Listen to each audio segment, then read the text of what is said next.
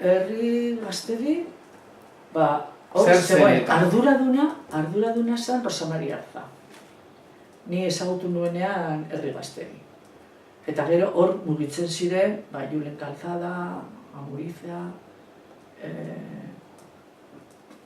Alberto Gabikago Geaskoa, apaiz gehiago egongo ziren. Eta hor, herria, hizkuntza, herri arazoak, kontradizioak,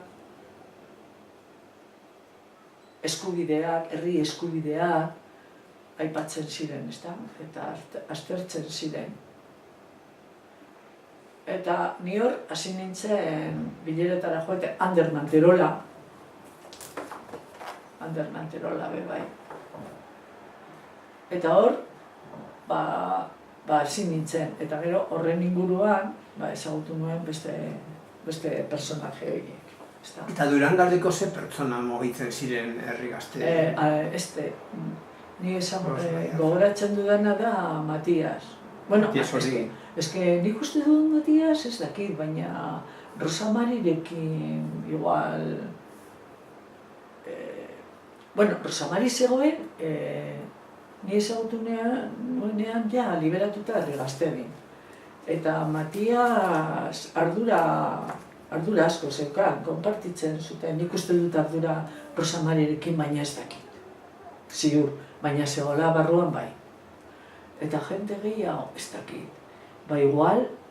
Igual Amaia Gorroño, baina horrek berrizkoak ziren, eta, klaro, ni Durangokoa eta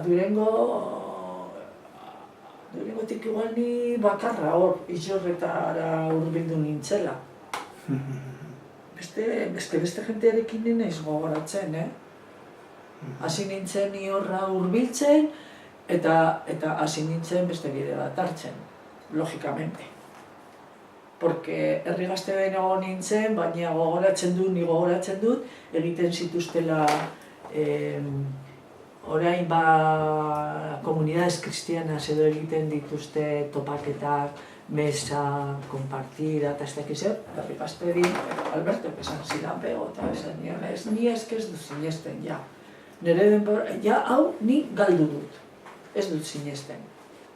Eta alperrikoa da, ez dut sinesten da naiz, eta ni nintzen juten adibidez, eta klar, momentu horretarako, atara kontua hori oso zan aurrerako guztiz.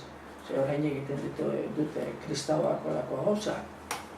Eta hasi ziren honek gauzak amankomunean jartzen, pentsamentua, erlijio, baina erlijio beste mota batik, ez monjak erakutsitakoa, ez akzion katolika erakutsitakoa, baizik beste interpretazioa, ez da, erlijioaren beste interpretazioak.